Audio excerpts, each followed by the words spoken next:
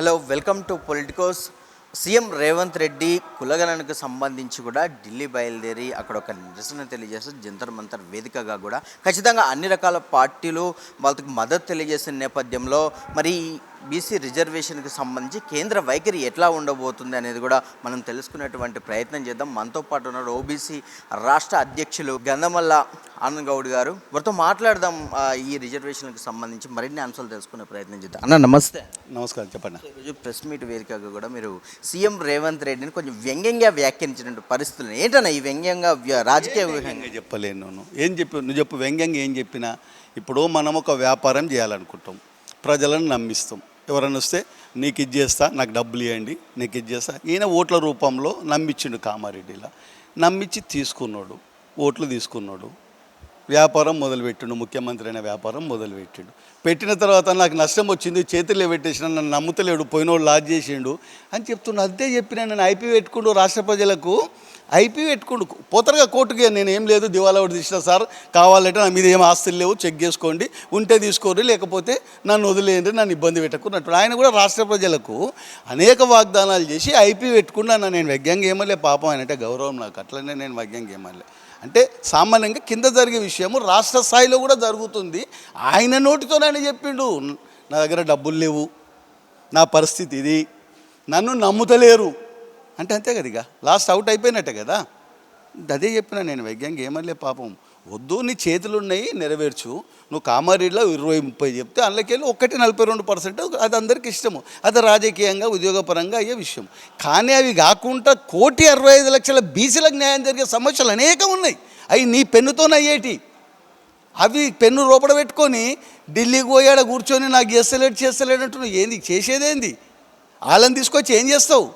నువ్వు చేతుల్లో పట్టేసి వాళ్ళని కూడా చేతుల్లో పట్టిస్తావా?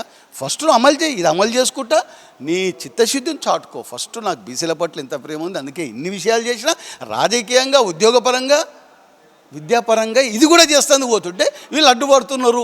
నేను చట్టం తీసుకొచ్చినా దాన్ని అమలు చేస్తాను పోతే కోర్టులు ఆపిర్రు, కోర్టులలో అయితే లేవు, కేంద్రం సహకరిస్తలేదు, బిల్లు తీసుకో. అప్పుడు ఇది చెప్పు, వన్ చెప్పు. నువ్వు చక్కగా తీసుకోమని టక్కన పోయి ఇక చేసేయి, నేను చేసేస్తా. ఏంది ఇది మాటలా? నువ్వు ఫస్ట్ నేర్చుకో.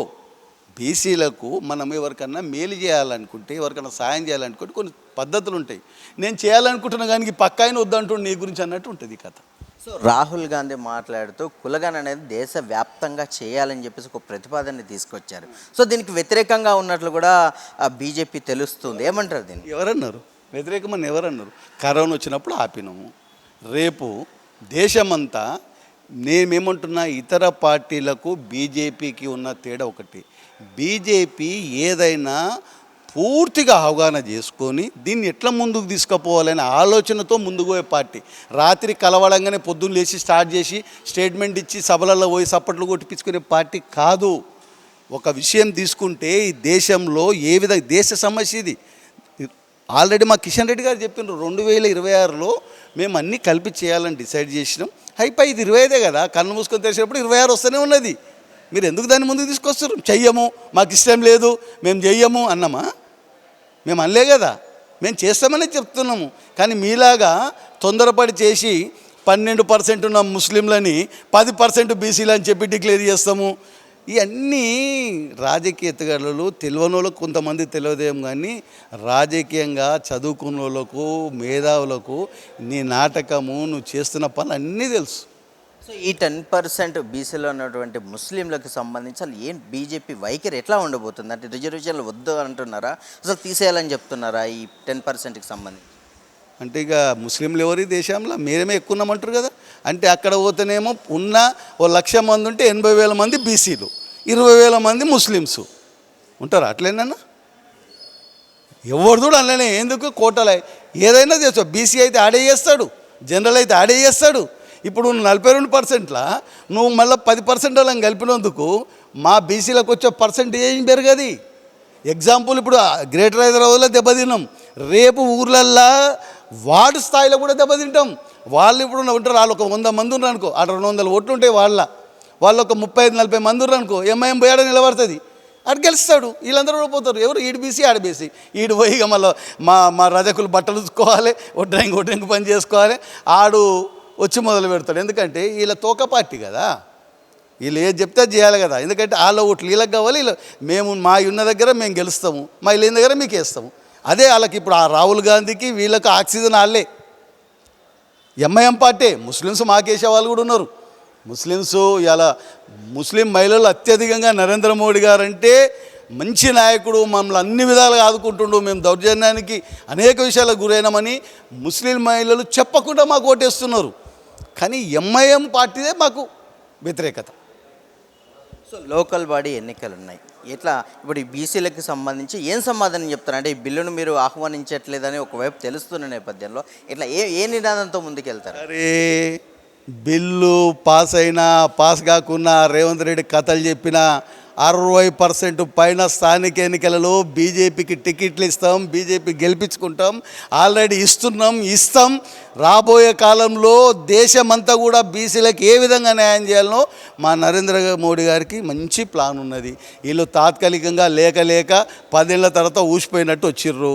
ఇది ఆక్సిజన్ దొరికింది, చిక్కిపోయినరు. మొన్నటిదాకా లేక 10 ఏళ్ళు చిక్కిపోయినరు. ఇప్పుడు వాళ్ళు తీసుకుంటున్నారు, బూస్ట్ తీసుకుంటున్నారు. మళ్ళీ వచ్చేది లేదు, సచ్చేది లేదు. ఇక్కడ తెలంగాణ పోతుంది, అక్కడ కర్ణాటక పోతుంది, హిమాచల్ ప్రదేశ్ అన్నమో రామచంద్ర అంటుంది.